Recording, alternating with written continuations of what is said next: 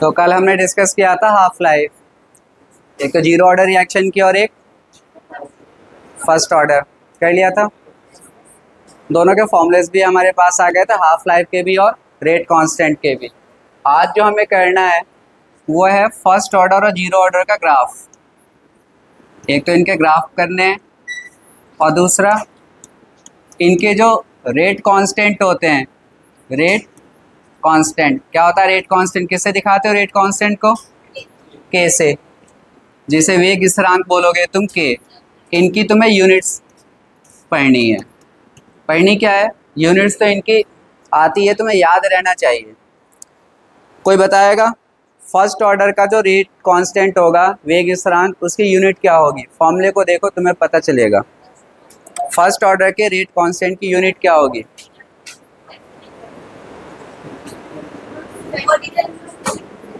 Mole litre inverse second inverse.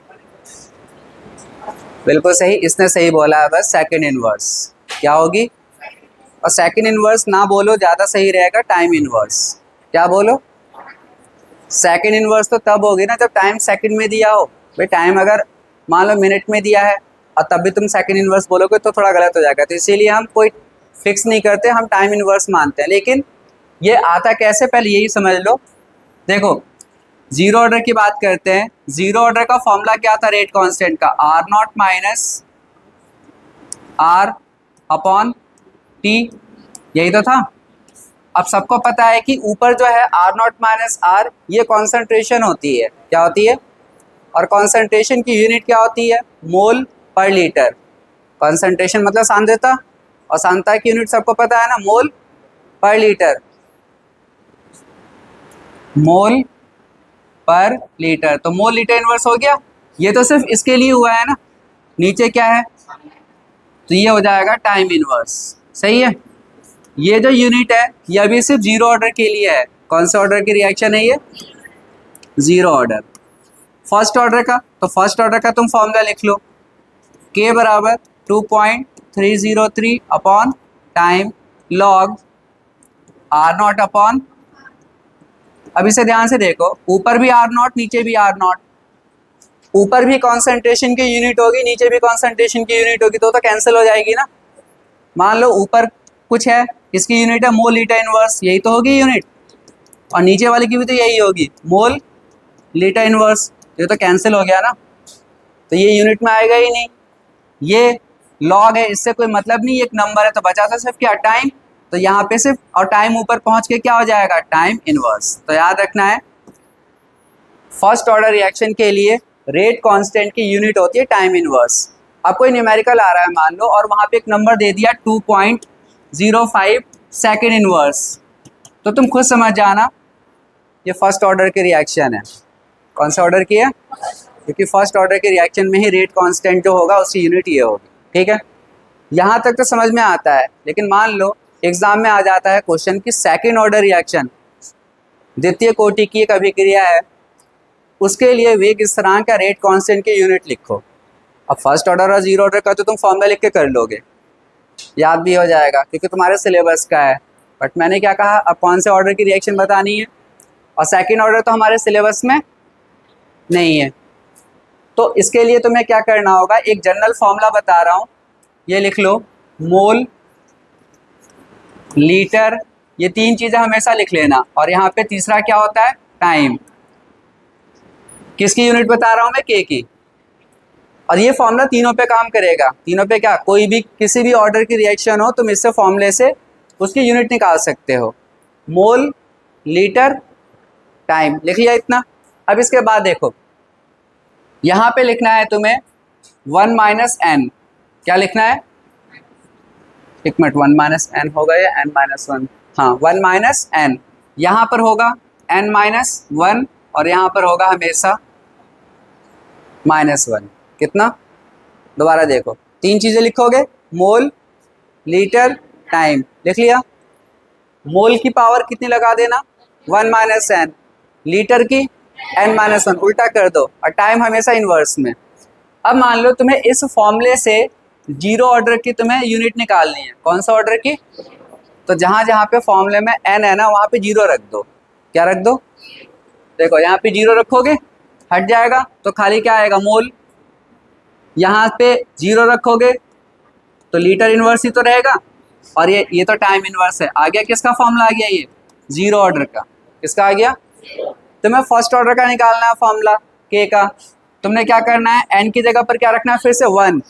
जो जिसका निकालोगे वही तो नंबर रखोगे। 1 यहाँ पे रखोगे, 1 यहाँ पर है, 1 - 1 कितना हुआ, 0। और किसी की पावर 0 1 हो जाती है, हट गया मोल। लीटर पे आओ, 1 - 1 फिर से 0, लीटर भी हट गया। बच्चा सिर्फ कौन, किसका फॉर्मूला बन गया, फर्स्ट ऑर्डर का। अब तुम्हें किसका निकालना है, सेकंड ऑर्डर का, द्वितीय कोटि की। तो एन का मान कितना रखोगे, रखो यहाँ पे 2 रखोगे तो मोल इनवर्स हो जाएगा। यहाँ पे 2 रखोगे लीटर हो जाएगा नॉर्मल, ये इनवर्स नहीं होगा, और ये तो -1। समझ में आ गया, नोट करो इस फॉर्मूले को।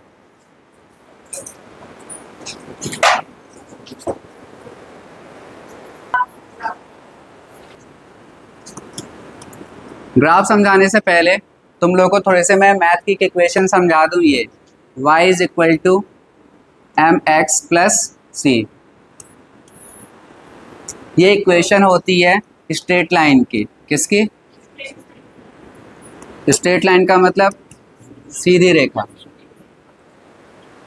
इसमें क्या वर्ड क्या होते हैं बस ये समझना है, और फिर इसी इक्वेशन से हम अपनी इक्वेशन कंपेयर करेंगे, चाहे वो 0 ऑर्डर वाली हो या।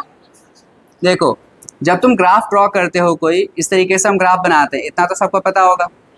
एक लाइन हमारी हॉरिजॉन्टल होती है और एक वर्टिकल होती है। ये तुम्हारा ओरिजिन होता है, ओरिजिन जहाँ पे कोई भी चीज़ 0 होती है। इस पॉइंट पे हर एक चीज़ क्या होती है, 0। फिर तुम इधर की तरफ आगे बढ़ना स्टार्ट करते हो और इधर की तरफ, 2 जगह। इसका मतलब जब तुम ग्राफ बनाते हो तो तुम्हारे पास 2 ऐसे टर्म्स होते हैं जो एक दूसरे के साथ में किसी संबंध में होते हैं। जैसे तुम लोगों ने फिजिक्स में पढ़ा होगा टाइम और डिस्टेंस का ग्राफ। तुम इधर बढ़ रहे हो टाइम, तो इधर डिस्टेंस बढ़ रहा है, तो तुम स्पीड निकाल लेते थे। यहाँ पर हमारा ग्राफ किस किस के बीच में होगा, टाइम के बीच में और सांद्रता के बीच में। जब तुम कोई रिएक्शन करते हो तो तुम क्या लेते हो, अभिकारक, और उस अभिकारक की कोई कंसंट्रेशन होती है।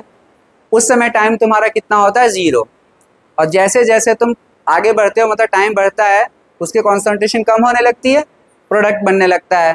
तो इसका मतलब हम हमेशा एक एक्सिस पे क्या लेंगे, टाइम, और एक एक्सिस पे हम हमेशा क्या लेंगे, कंसंट्रेशन। कंसंट्रेशन मतलब सांद्रता। इतना समझ में आ गया।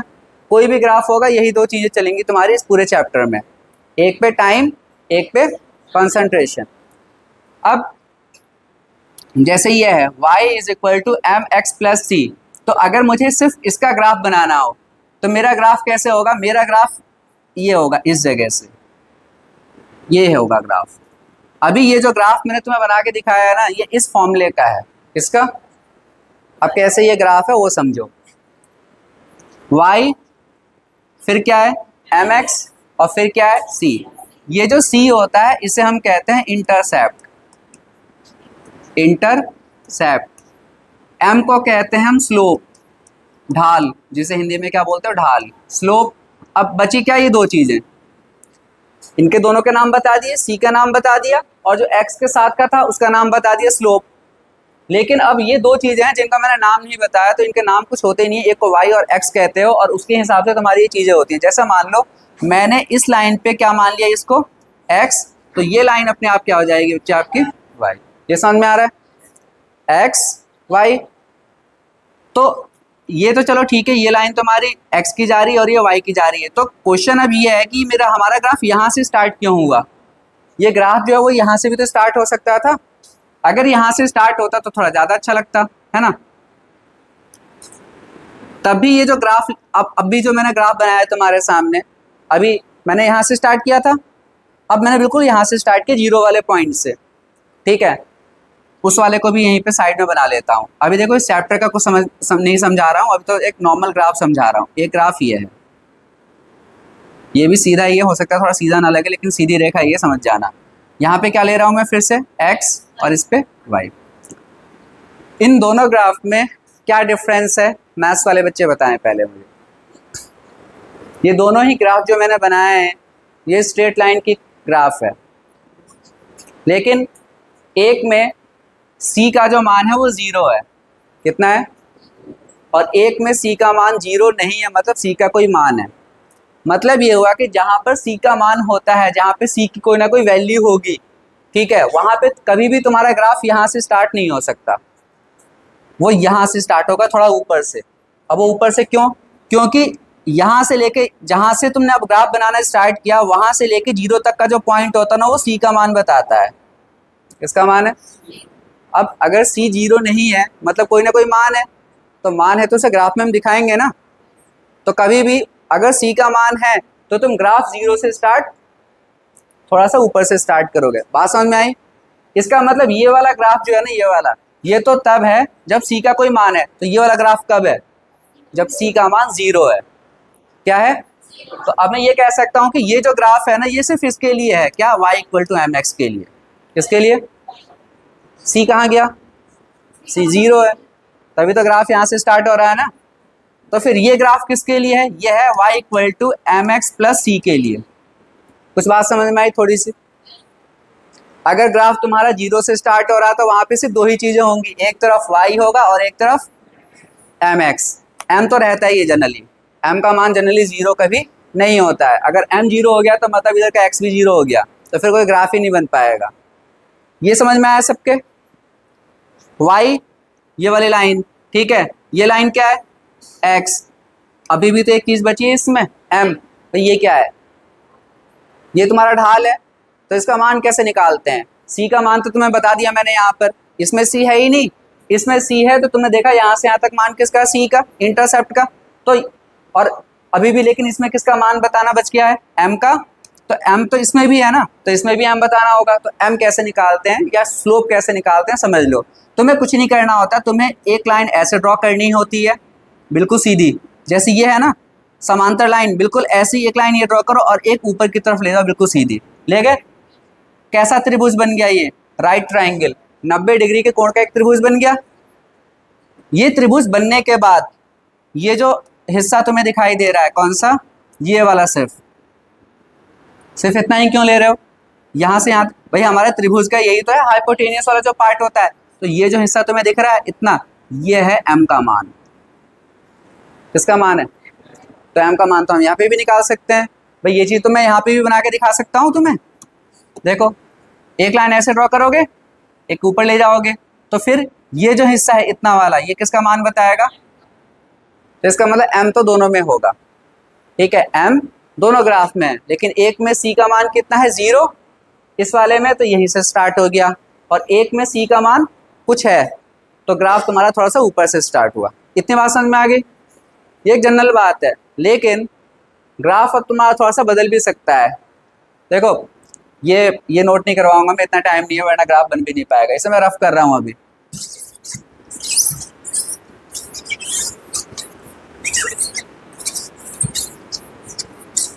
ग्राफ हमारा कुछ ऐसा भी तो हो सकता है, y इज इक्वल टू, ध्यान से देखो, माइनस एम एक्स प्लस सी। क्या हुआ है यहाँ पे? जो तुम्हारा x है वो माइनस का हो गया, तब क्या होगा? तब ग्राफ तुम्हारा नीचे की तरफ आएगा। कहाँ आएगा? तो ग्राफ तुम्हारा ऊपर जाना है नीचे से, या ऊपर से नीचे आना है, ये माइनस का साइन डिसाइड करेगा। और ये माइनस का साइन तुम्हें हमेशा स्लोप के सामने दिखाई देगा, ढाल के। किसके सामने? तो अगर ये माइनस, तो अब मैं इसका ग्राफ कैसे बनाऊं, ध्यान से देखना। अब फिर यहाँ पे दो चीजें हो सकती हैं, क्या? ये तो रहेगा ही दोनों पार्ट, सी क्या हो सकता है? एक बार 0 और एक बार कुछ मान होगा। तो पहले कौन सा बनाए बताओ, 0 का या मान वाले का? बढ़िया, 0 का, ठीक है, ये 0 ज्यादा पसंद है। तो 0 अगर है तो ग्राफ तुम्हारा यहाँ से स्टार्ट होगा, यहाँ से होगा। अगर यहाँ से होगा तो ग्राफ तो ऊपर चला जाएगा ना, तो यहाँ से स्टार्ट होगा। आई बात समझ में? यहाँ से क्यों स्टार्ट हो रहा है? क्योंकि साइन कैसा है? माइनस का। ले आओ इधर की तरफ। तो बस ये ग्राफ हो गया तुम्हारा y is equal to minus M X का, जब c का मान कितना है।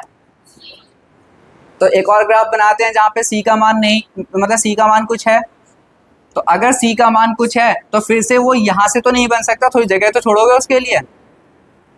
तो ये मान फिर से किसका हो गया? c का। या फिर से क्या चल रहा है? x। ये क्या चल रहा है? समझ में आ गया? स्लोप वैसे ही निकालोगे जैसे पहले निकाल रहे थे। तो ये हिस्सा किसके लिए हो गया? स्लोप के लिए। फिर ऐसे ही यहाँ से यहाँ तक बना दो, तो ये किसके लिए हो गया, स्लोप के। समझ में आ गया? नहीं भी आया तो इससे ज़्यादा नहीं समझा सकता हमें। अब आते हैं अपने इक्वेशन पे, और तुम देखो फिर वही चीज़ तुम्हें याद रखना है। पहला फॉर्मूला हम किसका लेते हैं, जीरो ऑर्डर का। क्या फॉर्मूला था के का, के बराबर R naught minus R upon T. तो सबसे पहले तुम्हें क्या करना होता है, इस इक्वेशन को वैसे ही इक्वेशन में लेकर आओ जैसे अभी तुमने लिखा था। किसका इक्वेशन लिखा था, स्ट्रेट लाइन का। क्या था, बढ़िया सी इक्वेशन थी नहीं, वाई बराबर एम एक्स प्लस सी। अब ये जो इक्वेशन है क्या वैसी दिख रही है, ये तो बहुत ही बेकार सी दिख रही है। तो इसे हम बनाते हैं, पहले इसको किसके साथ ले जाओ मल्टीप्लाई में। तो जब ये इसके साथ मल्टीप्लाई में पहुंच गया तो के टी बराबर कितना आ गया, आर नॉट माइनस आर। अब थोड़ा सा सही सा लग रहा है, ठीक है। और सही करते हैं इसे, आर को इधर ले आओ और के टी को उधर ले जाओ। आर बराबर आर नॉट माइनस के टी। अब सही है, लेकिन देखा जाए तो फॉर्मूला जो हमारा था वो कुछ ऐसा था, y बराबर एम एक्स प्लस सी। मतलब तो एम एक्स वाला पार्ट मैं पहले लिखूंगा जिसमें दो हिस्से होंगे, तो दो हिस्से तो इसमें है ना, तो मैं और थोड़ा सा सही से लिख लूँ इसे। कैसे, r बराबर r पहले क्या लिख लूँ, बिल्कुल माइनस के टी, के टी नहीं माइनस के टी प्लस आर। अब ये फॉर्मूला वैसा ही बन गया जैसा हमें चाहिए, ठीक है। अब तुम इसे कंपेयर कर सकते हो, उसकी तुलना कर सकते हो किससे, y से, एम एक्स से और सी से, ठीक है। साइन कैसा है, तो बना लेते हैं ग्राफ। एक एक्सिस पे क्या लेना है, क्या लेना है, बोल दो, y लेना है। अरे बेवकूफ, अब y की जगह कौन है, r है। तो चलो, कुछ दिनों से बोर्ड चाह रहा है कि तुम पढ़ो, बंद नहीं हो रहा है, ठीक है। तो एक एक्सिस पे तुमने क्या ले लिया, r, और यहाँ पे अभी भी क्या लेना है, टाइम, ठीक है। कहाँ कैसे आएगा ग्राफ, ऊपर से नीचे, स्लोप की वैल्यू भी होगी भाई, ये कोई जीरो तो है नहीं, इसका तो कुछ ना कुछ मान होगा, ठीक है। तो हम ग्राफ स्टार्ट करेंगे कहाँ से, जैसे मान लो यहाँ से, इस जगह से ग्राफ ऐसे ही आएगा। समझ में आ रहा है सबके? ये जो पॉइंट होगा ये किसकी वैल्यू बताएगा, आर नॉट की। भाई यहीं से तो स्टार्ट हुआ है ग्राफ, तो ये किसका मान हो गया, आर नॉट का। बाकी जैसे जैसे तुम नीचे की तरफ आओगे वो किसका मान होगा, आर का। फिर यहाँ पे देखो ये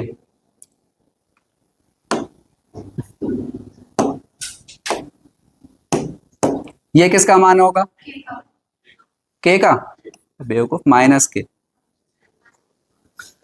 के और माइनस के में अंतर है ना, यहाँ पे माइनस के है। ये जो ये स्लोप है, ठीक है, ये जो स्लोप है ये किसका मान दे देगा।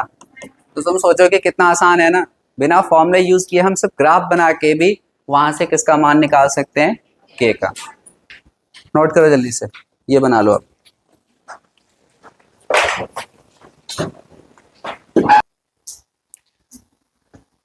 तो अब किसका ग्राफ करना है, फर्स्ट ऑर्डर का।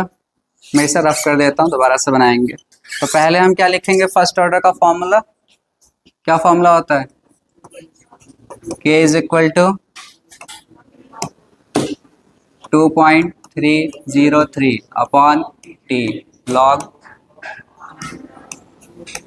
R naught upon R. तो देखने में तो ये भी बेकार से ही फॉर्मूला है, मतलब उससे ऐसा तो नहीं है जो हमें चाहिए। तो बना लेते हैं, पहले टी की मल्टीप्लाई किससे करो, और 2.303 को उसको नीचे ले आओ, तो क्या आ जाएगा, देखो के टी अपॉन,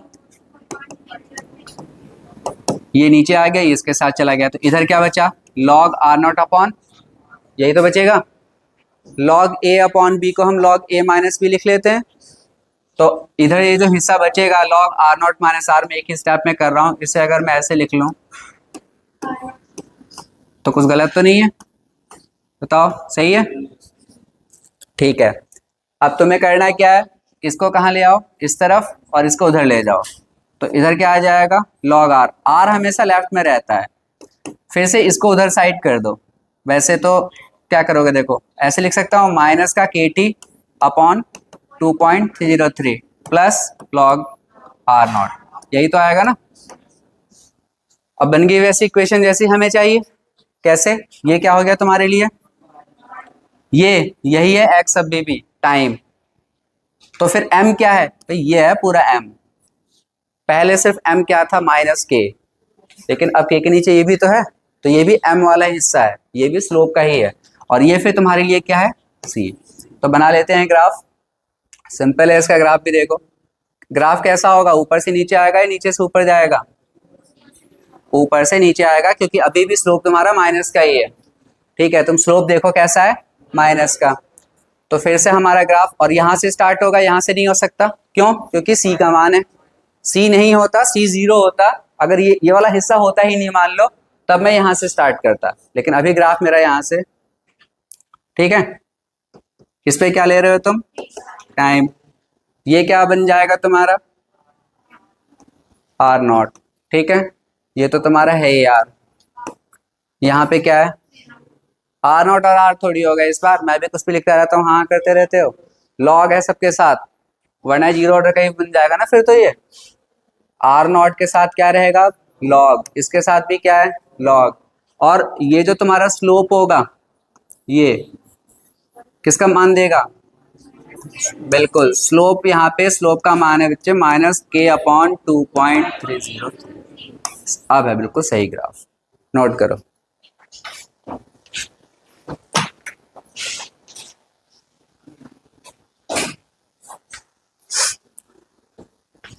देखो जैसे किया था पहले वैसे कर लो, KT/ कितना हो जाएगा 2.303। तुमने इसको ब्रेक कर दिया था ना log r0 माइनस r करके, मत करो, ऐसे ही रहने दो, log r0 अपॉन क्या रहने दो, r, और ऐसे समझ लो, इसे इधर ले आओ, ठीक है, और इसे इधर, log r0 अपॉन r, और इधर क्या हो गया आपका KT/2.303। अब अगर मैं तुमसे ये कहता हूं कि तुम इसके बीच में, मतलब log r0 अपॉन r और t के बीच में ग्राफ बनाओ, हो सकता है ना। पूरे को तुमने, अब इसे क्या मान लिया, पूरे को y, तो ये क्या बन गया x, तो ये अभी भी तुम्हारा m है। अच्छी बात यह है कि इसमें c नहीं है, कौन नहीं है, एक और अच्छी बात है, यहाँ पे तुम्हारा m माइनस का भी नहीं है, साइन तो प्लस का है। तो ग्राफ यहाँ पे जो बनेगा, अगर एग्जाम में देखो आ जाता है, एग्जाम में किसके बीच में ग्राफ बनाना है वो तुम्हें देंगे, तुम्हें उन्होंने दे दिया log r0 अपॉन r और t के बीच में बनाओ, तो तुम्हें फॉर्मूला याद होना चाहिए, याद होगा इसमें क्या याद करने के लिए, तो तुमने एक एक्सिस पे क्या लिख देना है, log r0 अपॉन r लिख दिया, एक एक्सिस पे क्या लिख देना है, t। एक तो ग्राफ तुम्हारा नीचे से ऊपर जाएगा, हमें पता चल चुका है क्योंकि साइन कैसा है, दूसरी बात इसमें c नहीं है, तीसरा कुछ है ही नहीं, तो इसका मतलब 0 है, तो हमारा ग्राफ जाएगा यहाँ से। तो ये ग्राफ सबसे आसान है, बस खत्म, समझ में आ गया। अब अगेन इसमें स्लोप तो पूछ ही सकते हैं तुमसे, स्लोप तो यही रहेगा ना, ये हिस्सा, और ये स्लोप किसके बराबर होगा, k = 2.303। सही है।